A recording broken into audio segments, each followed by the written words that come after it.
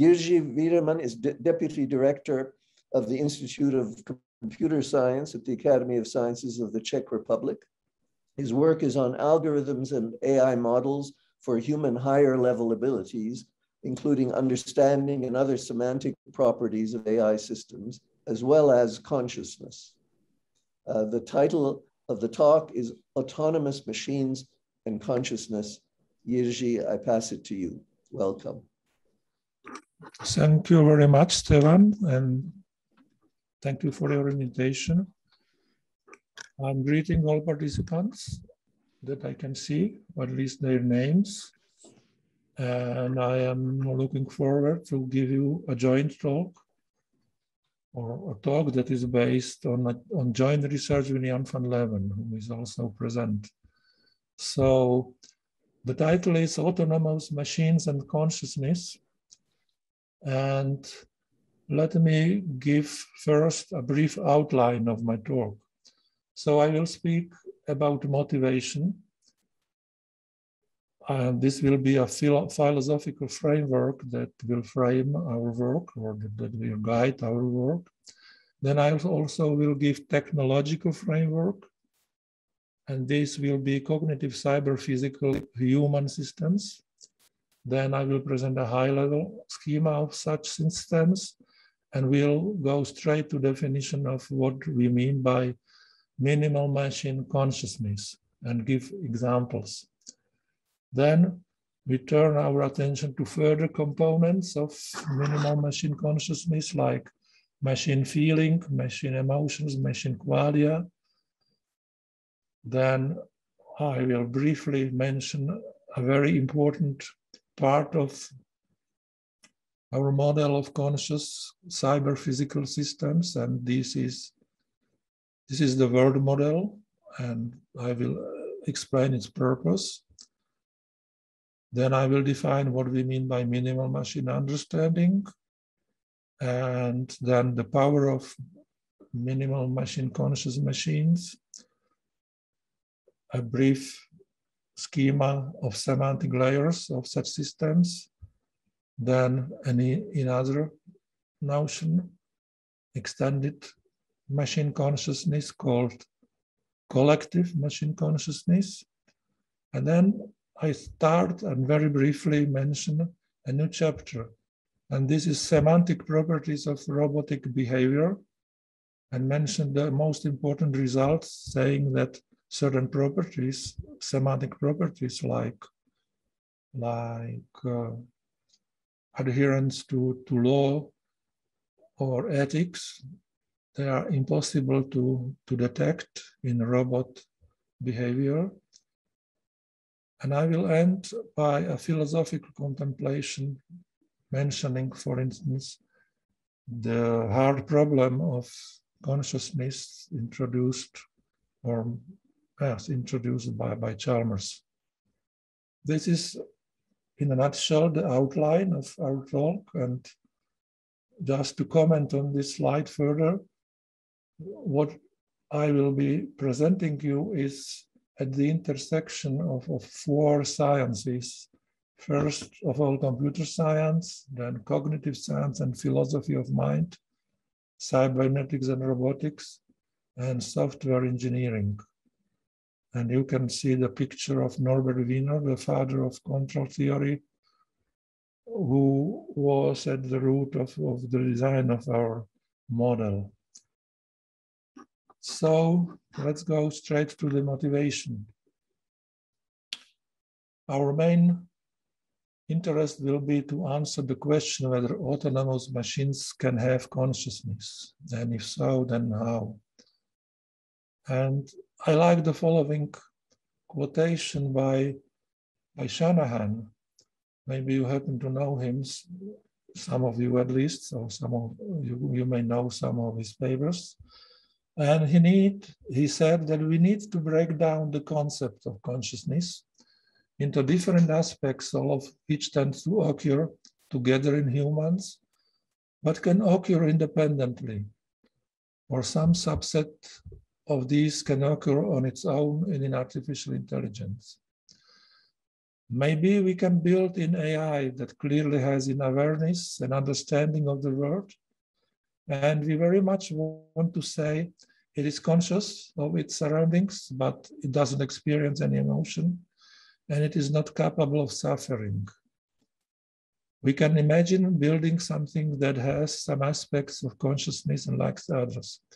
I have read all these quotations because this is the essence of our work. We have identified different aspects, in fact, 4 aspects of consciousness that can occur each independently, but if they occur concurrently, simultaneously, they indeed will give rise what we call machine consciousness. And in other quotation by Susan Schneider, you might have read her booklet, Artificial You, and she claims that for all we know, conscious AI may lead to safer AI. And they will give a proof that in the case of machine consciousness, it is indeed the case. So let me proceed to technological framework. We will use as a basic model a generalization of robots, so-called cognitive cyber-physical human systems. These systems are orchestrations of computers, machines, and people working together to achieve goals using sensing, computation, communications, and control technologies. And on this slide, we see examples of cognitive cyber-physical human systems. They range from very small items like mobile phones to very big ones like seawalls or battleships or surgical theaters, or what is it, this one? It's a nuclear power plant and devices of this kind. Maybe it's a good time to remind you that I will not speaking about human mind. I will speak prevailingly on or only about machines, these cognitive cyber-physical systems, and how we can endow them with what we call machine consciousness that has many resemblances with human consciousness, but it is different. And I will speak about the differences at the very end of my talk. A high-level schema of a cognitive cyber-physical human system is, unsurprisingly, as a scheme of a general robot. It consists of a body and has sensors, motors, control unit, and computing unit, and memory. And the arrows correspond to the flow of information between sensors, instructions, control units, and computing unit. And what is very important to realize that we consider something that we call cognitive feedback between sensory motor units.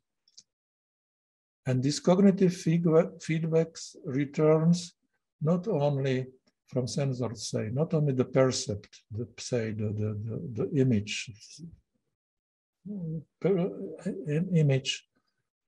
perceived by the camera, but also the quality of this image, saying it is poor, or it's very sharp, or high quality, or cannot recognize what is it.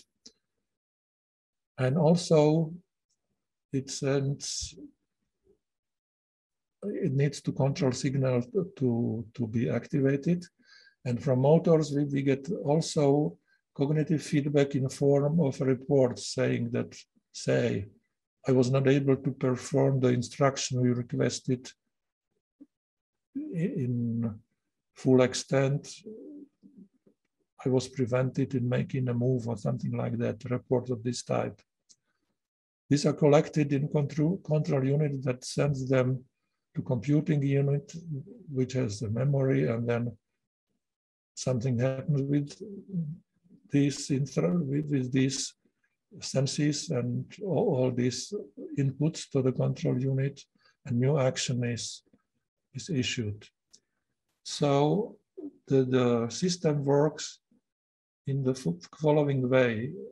It reads sensations, qualities, and reports from the sensors and motors and memory states of the entire system. This is called current cognitive configuration.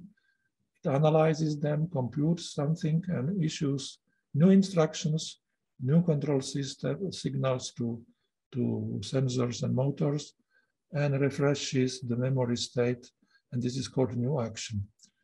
And these work in cycles.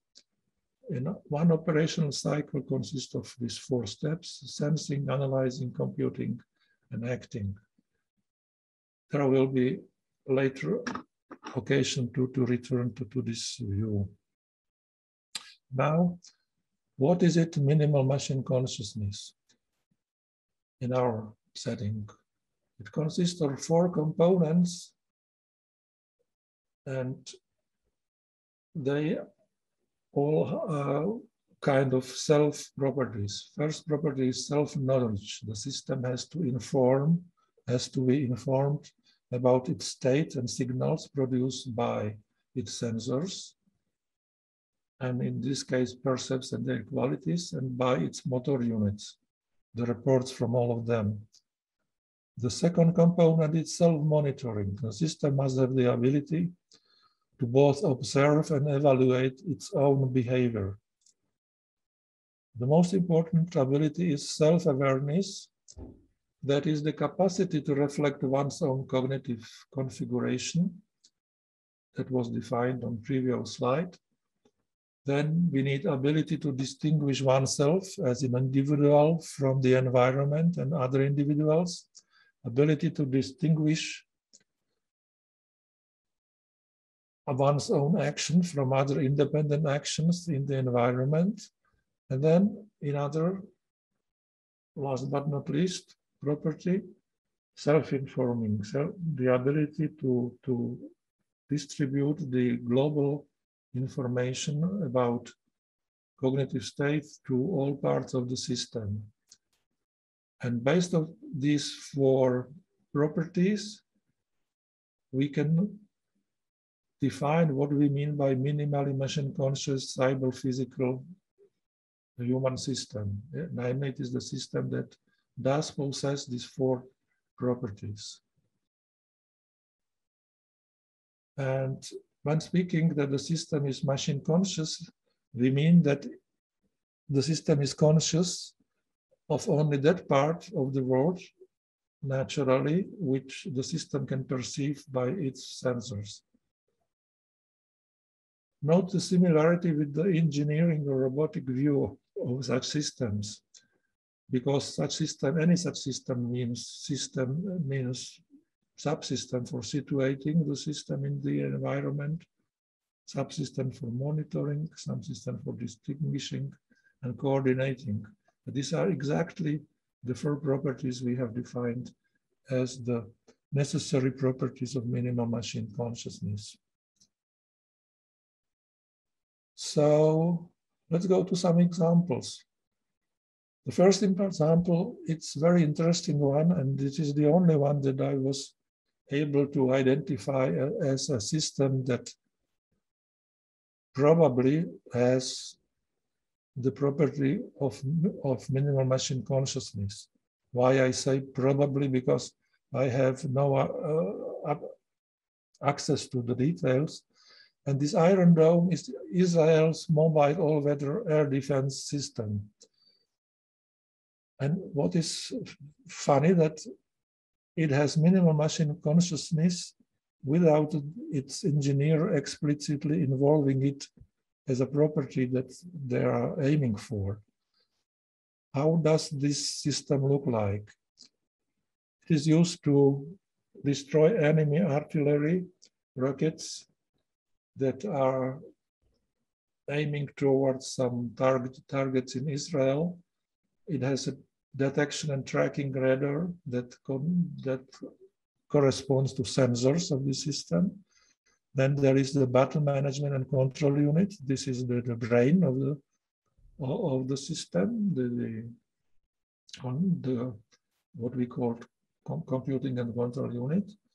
And then it has effectors, and this is the missile firing unit.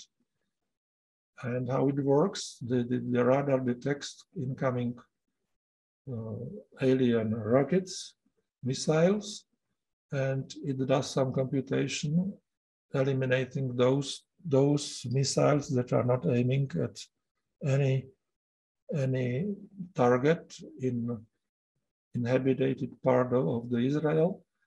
It sends the information to battle management and control, and this battle management must compute the trajectory of these remaining Palestinian rockets that are worth to consider. It determines the trajectories and instructs the missile firing units to destroy them. It is an interesting system at the same time because it's widely geographically distributed. There are maybe kilometers distance between these three parts of the system. Then another important example are modern smartphones. They are not completely minimally machine conscious because they lack, for instance, communication among its modules, which are called applications in the case of mobile phones, but you can recognize that they have many sensors, that they return not only, say, the text messages or pictures, or they take photos, they also measure the quality of the signal, of Bluetooth signal, of GPS signals, whatever. So they are very close to what we have presented, a cyber-physical system, cognitive cyber-physical system. Then autonomous vehicles, they are incomplete.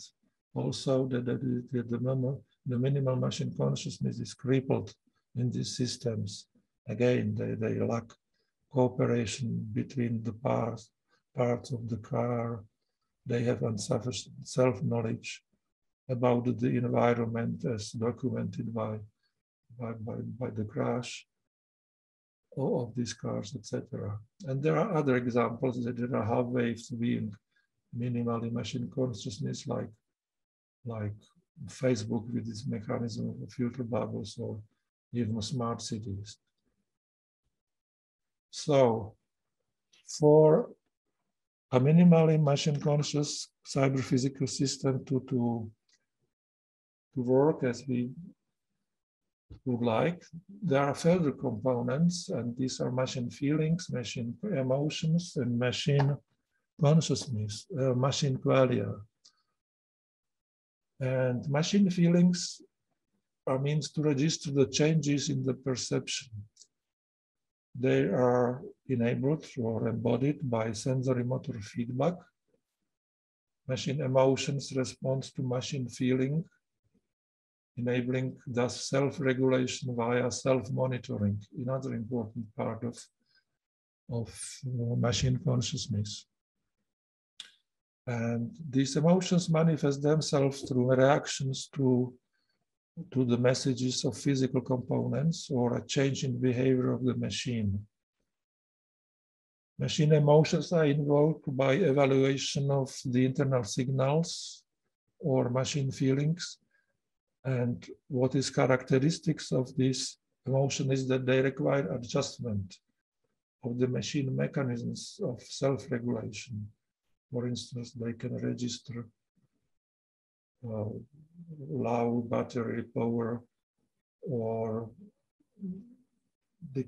decrease speed of some components, or that they will ask for appearance management in, say, in spaceship. A spaceship should protrude its shields and things like that. And machine, at the end, emotions are represented in the corresponding machine qualia configurations. And these are specific classes of the system's cognitive configurations that satisfy the following 4 conditions. They are transient, they do not last long, and they persist as long as the set of specific sensory motor perceived condition is satisfied. And if they occur, they modulate the behavior of the system. The result of activating of qualias is modulation of the system behavior. And they are activated by a specific sensory motor situation, specific remembrance, say sadness, joy, specific percept, emotion. And what is important that, as we will see, or we might have noticed, our notion of consciousness leads to ongoing machine consciousness, that system is at any moment machine conscious, and it can experience its qualia because they are part of its input. And as with human qualia, these qualia are ineffable in a natural language. Of course, we can trace them once we know the construction of machine and conditions when they should emerge, then we can trace them. In this sense, they are effable. So the summarizing definition of machine qualia is that they represent perceived sensory motor circumstances, capturing individual instances of machine's subjective machine conscious experience concerning their perceived world. And this is machine equivalent of phenomenal machine consciousness.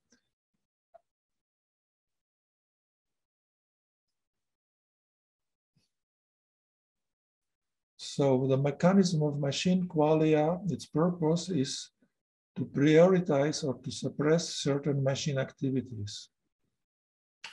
Once a system enters qualia states, it starts to pay more attention to some objects, events, activities, emotions, memories.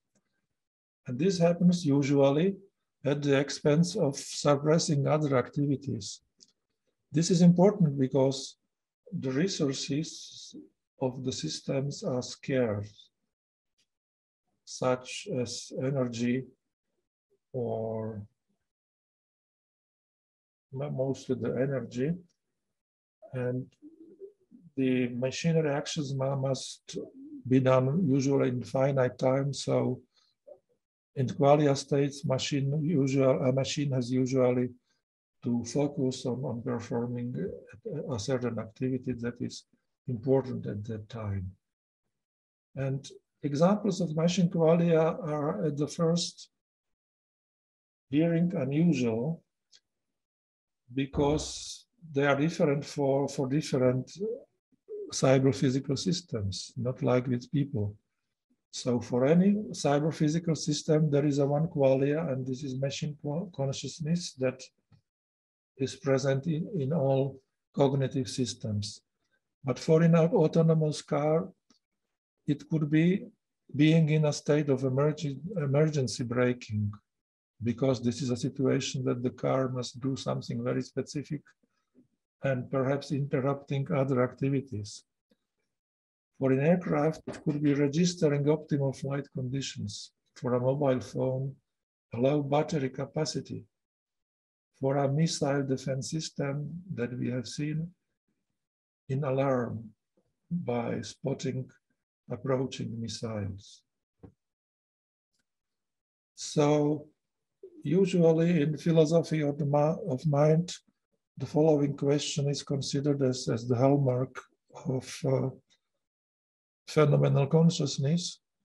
What is it like for the underlying, for a bat to be like a bat? And in our cases, we can rephrase this question: what is it like for the underlying cognitive machine to perform an activity accompanying the perceived qualia? And at the end, in the philosophical window, we will suggest a possible answer to this question, what is it like? So that was about the purpose of qualia, but we still do not know what is the purpose of machine consciousness. And in order to know that, we need the notion of the world model. And the world model is a mean for situating and grounding the agents in their perceived external and internal environments. It takes a form of complex data structure, or we can see it on a more abstract level as a mathematical model, representing the state of the machine world. This is a machine world is the environment in which the machine operates. And the world model not only represents the state of this world, but also its dynamics at a given time. That is, the model captures both static and dynamic or sensory motor aspects of the objects, phenomena, and properties, and their spatial, temporal, and causal relations as perceived and registered by machine sensors. And it provides the grounding, as Stefan has pioneered this notion and this field, the grounding of the model's representation in the entities of the observed world. Semantics of the observed world is preserved via the robotic ability to consciously act upon such representations in the same way as observed in the real world. And we say ability to consciously act, we refer to machine consciousness, to our notion of consciousness. And there is another condition, namely that the world model must be rich enough to enable a short-term prediction of the future state of the observed phenomena in the model. And based on the world model and its prediction and the past interaction history, now for the system, it must be possible to determine the next action of the system, satisfying the mission, the purpose of the system, and other given constraints. I will speak at the end of my talk that we will call semantic properties, such as safety, ethicality, etc. So it is minimal machine consciousness that enables anticipatory behavior. And to that end, the minimal machine consciousness provides the system with the necessary and sufficient data and means for the construction and online maintenance of the world model. So the purpose of the machine consciousness is just to provide this data for construction, the world model. Next important notion is minimal machine understanding. And what is it? It is a relation between the purpose of a machine, given as its specification, in ideal case, and its behavior. Machine understanding is not a computational property. It is rather an epistemic feat, epistemic achievement, and it is a notion that is similar to the notion of program correctness. It cannot be switched on or off. A machine is either correct or a program is either correct or not. And similarly, machine either understands or not. And the definition is as follows. A system has minimal machine understanding within its world model if and only if in each situation it acts in accordance with its mission. That is, the system knows what to do in each situation. This looks like very simple and simplish definition of what is machine understanding, but beware, it depends on the world model. And if this world model is rich enough to enable conversation with the machine, for instance, that it means that the machine must understand the conversation and must know what to do in each situation that is given by chatting with a chatbot, say. And now we have an interesting theorem which again reveals the importance of machine consciousness. It says that minimal machine consciousness is a necessary condition for minimal machine understanding. Why it is so? The reason is simple. If the machine is not minimally machine conscious, it lacks any of, or some, or more, at least one of the four properties that define the consciousness. And it means that it lacks some information that is offered by these four ingredients of machine consciousness. And therefore, if it lacks this knowledge that is not provided by the sensors, or it is not taken into account, then it cannot have minimal machine understanding, because in these particular situations where these occurrences that are pertinent to the occurrence of missing information, it cannot know what to do in these situations. And hence it cannot have, at least, it cannot neither have minimal machine understanding.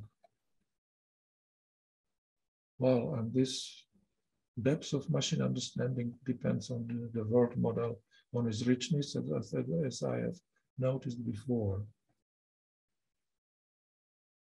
Let us illustrate now the minimal machine consciousness and its power. To that case, we will use the analogon of philosophical zombies that are considered in the philosophy of mind.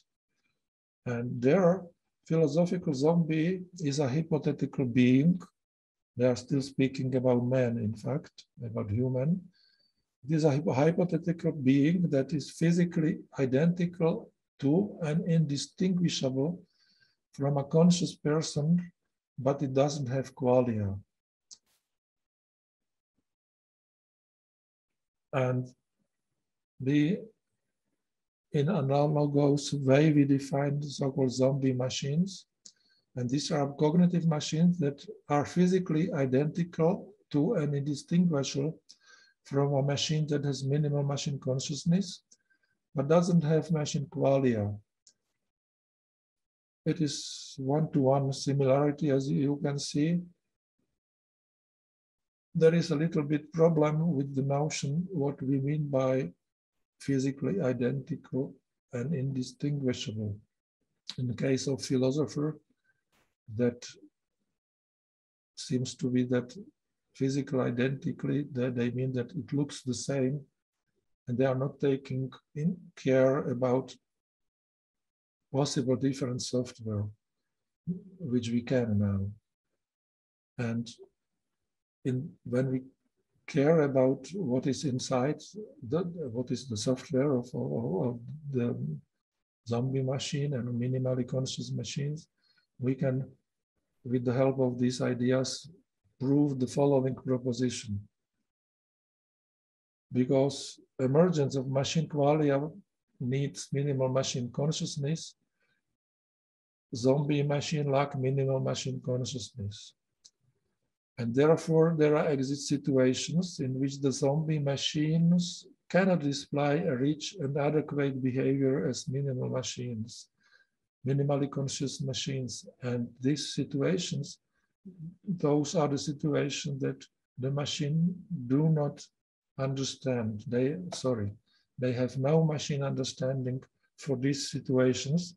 And therefore, this machine, the zombie machines, they behave inappropriately to this circumstance. As an example, we'll use the recent 2 or 3 years ago example of disaster of an infamous Lion Air flight 610 operated by Boeing 737 MAX 737 MAX 8. And this crash was caused by a malfunctioning of flight control systems that was not spotted by the system nor by the pilots under specific instances whose occurrence is very rare. And technological reason for this failure was non-existing communication between other vital control systems. Each of these, or some of these systems separately, had the knowledge what goes wrong, but there was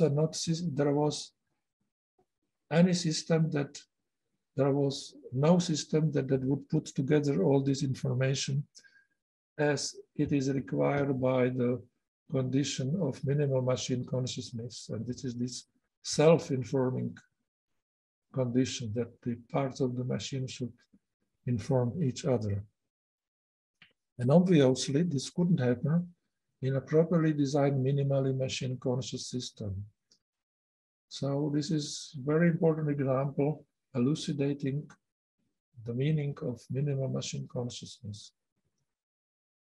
But moreover, not only that, this argument that machine conscious machines have advantage over zombie systems, this argument undermines mind-body dualism and thus the existence of so-called hard problem of consciousness, at least for the case of our model of minimal machine consciousness and qualia. In our model, there is no hard problem because we know the reason, the purpose of consciousness, and we know the mechanism by which this consciousness will arise. And that difference elucidated in this slide, in principle, gives a possibility to detect absence of machine consciousness in machines. We have just to check the behavior of the machine under non-standard circumstances to find the difference. If there are non-standard circumstances when one machine behaves in a vague manner while the other makes something that makes sense, then we know that we are facing zombie machine versus minimally conscious machine. So to summarize the knowledge we have accumulated and mentioned so far, I have prepared this slide, which I'm very proud of. And these are semantic layers of an autonomous embodied machine endowed with minimal machine consciousness. So minimal machine consciousness resides in the middle of this diagram, surrounded by 4 properties: self-knowledge, self-informing, self-awareness, and self-informing property that provide altogether information that gives rise to the minimal machine consciousness. This consciousness enables construction of the world model that in turn enables emergence of understanding, and this together gives rise to a meaningful behavior operation of sensory motor units, and these in turn give rise to feelings, emotions, qualia, because these all mental properties, mental machine properties, are derived from the behavior of the machine. So to summarize in somehow philosophical terms, minimal machine consciousness is an emergent property which brings a new quality to the whole that is not possessed by any subset of its constituents. And the whole in this way becomes more than the sum of its parts. And this maybe also explains why we have chosen to call our version of machine consciousness as minimal machine consciousness, because if any of these 4 ingredients of the consciousness is missing, that everything is destroyed and there is no emergence of consciousness, and the whole will be only sum of its parts, but it will not more. So this explains the minimality. Well, the next slide leads us to a meta-notion of minimal collective machine consciousness. We will consider a network of cooperating minimally machine consciousness cyber-physical systems. And this network will emerge if we see each local cyber-physical system as a node of this network, which its own sensory motor units. And what the network can do is to combine the information, accumulate it or aggregate it into local memories. And what information can such system collect are data from the specific subtask of the nodes, statistics, reports, cognitive states, qualia states, etc. Primary example of such systems are, for instance, Chinese credit system that is a part of noble goals like collecting statistics or collecting the qualia states of bearers of mobile phones can be or is apparently used as a surveillance systems of bearer of the local nodes of the system. So at one end it is interesting and could be used for very peaceful purposes. On the other hand, can be misused as a surveillance systems. But apart of this is something that human consciousness cannot make easily, because there is no way to interconnect human minds with each other. Now we are approaching somehow different part of my talk, and this is semantic properties of robotic behavior. These are properties of robotic behaviors that cannot be detected or measured by any kind of sensor, and yet are included in the design specification of the robots, because we want that robots should be fast, should be safe, should perform its mission, its purpose, and because there are no sensors to recognize whether a robot has these properties, it is very difficult to recognize the presence of the properties in robotic behavior, because we have to recognize, in fact, an issue in the behavior of robots. It needn't necessarily be a malfunction, but it must be something desirable, like ethicality or adherence to the law of wars, or possessing consciousness. It's also an issue in the behavior of robots. So the question is, how can we learn that a robot will behave always as we expect? By always, we mean in all situations in which such a robot can find itself. And among various semantic properties, especially the following so-called non-trivial semantic properties are of our interest. A semantic property is called non-trivial if and only if the behavior of some robots always satisfies these properties, and there are some other robots, non-empty set, that not always satisfies this property.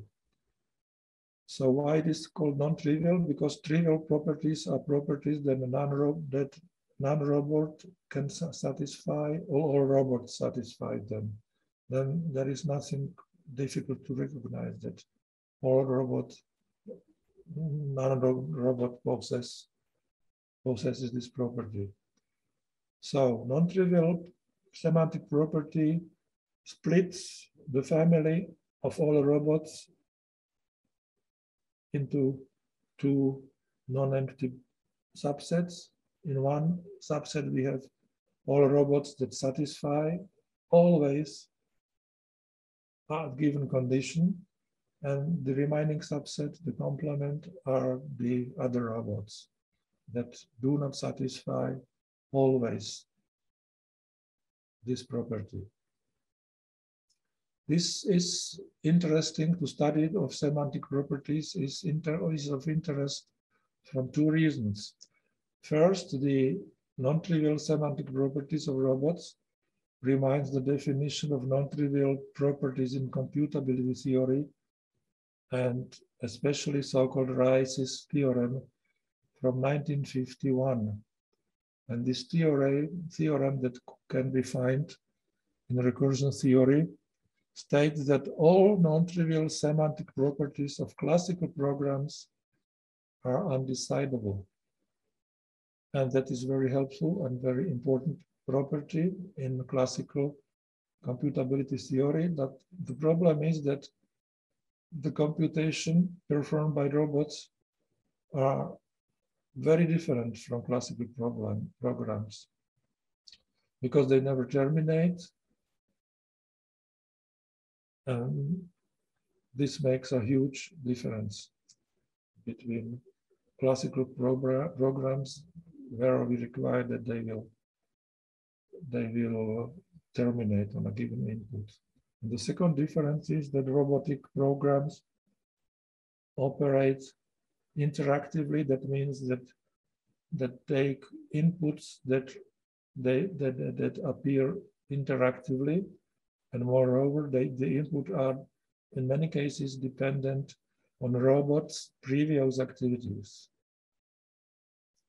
So examples of non-trivial semantics properties are fulfilling a robot's purpose. How do we learn that the autonomous car will always drive in any situation in accordance with the traffic law? And a host of other cognitive properties like machine consciousness, understanding, qualia, free will, rationality, superintelligence. These are all non-trivial semantic properties because there are robots, at least in principle, that could possess superintelligence in all situations that can occur in the life of a robot. And there are many more robots that do not possess this quality, this semantic property. And when studying these questions, these properties, two questions arise. Is there an algorithmic procedure that can always decide whether the behavior of a given robot will always satisfy a given non-trivial property? This is called validation of non-trivial semantic properties for robots. And unsurprisingly and sadly, there is a theorem that can be proved. I'm not going to give this proof today, that P is a non-trivial property if and only if it is undecidable whether the behavior of any robot satisfies P or not. So this is a very hard problem. You know that undecidable problems are not computationally solvable. And just when we construct a self-driving car or we buy a self-driving car, and the producer will claim that it is a very safe car that will always behave as required by the traffic law, then we must ask, and how can you be sure? And then I guess that the seller of this car will be in trouble. And there is another possibility, like to, at least in principle, how to validate a non-trivial semantic property, and this is by testing. And this is what is being done nowadays with self-driving cars. They are extensively tested in various situations and in millions and maybe 10 millions of various situations, and then the engineers or the designers of the car claim or believe that if such a car will pass all possible tests, that they can invent that the car is safe. And this is not the case, as we see from frequent accidents of these cars. And this is not coincidence, because we can prove what we call here theorem 2, that there is no interactive algorithmic procedure, and in fact, no device, computational or not, of whatever kind, that can decide by finite testing for any robot whether its behavior will satisfy a non-trivial property. So note that what is important to note, that we require that we have to decide it whether it satisfies or not a given procedure or given property in finite time. And this is almost self-evident, and testing a car in finite number of situations may not lead to the proof that the robot will always behave in all situations as we wish. So this is called impossibility results for robotic behavior. And its practical meaning, it says that there is no computational way to prove or to test whether a robot, given its program and possibility to observe its behavior during a finite time interval, will decide whether the robot at hand satisfies a given non-trivial property. So now we are approaching the end of the talk, and I will allow myself a short philosophical contemplation. My attention arose by seeing the recent paper by David Chalmers asking, is the hard problem of consciousness universal? And the hard problem of consciousness is the problem of explaining how and why physical processes give rise to consciousness. And also the adjacent meta-problem of consciousness is the problem of explaining why there seems to be a hard problem of consciousness. And fortunately, this question is general enough, and Chalmers is asking how and why physical processes give rise, and computation undoubtedly is a physical process that we have investigated, and we have found, in fact, the answers to these questions of Chalmers for the case of minimal machine consciousness that is arising in embodied agents. And we have explained how the computation gives rise to minimal machine consciousness. And the answer was that this is emergent properties of systems that satisfy the 4 conditions for minimal machine consciousness. And we have also explained why the computation gives rise to minimal machine consciousness. It is in order to enable understanding and thus rational behavior of the respective AI agent. And it is interesting in some works of, say, Susan Schneider, a philosopher, we find ideas that it might be the case that intelligent alien being will not be conscious. That may give them some advantage. And we have seen that rather it is a disadvantage of not being conscious, because we cannot behave appropriately in all situations, as was seen by the example of this unfortunate air flight. And why there seems to be a hard problem of consciousness, I am reading it, why the problem of consciousness seems to be hard. And this follows from our proof that recognizing that a system does possess consciousness, and we see the consciousness as non-trivial property, it is undecidable or even impossible. And that is why these problems appear hard to us. This is a possible answer to that. And I will almost finish by pointing your attention to the difference between minimal machine consciousness and human consciousness. The first difference is that minimal machine consciousness is always on, because minimal machine consciousness operates in cycles, and each cycle, the 4 conditions of minimal machine consciousness are checked. And if nothing else is done during these cycles, at least the machine is always on, it is in alert, and is ready to do something.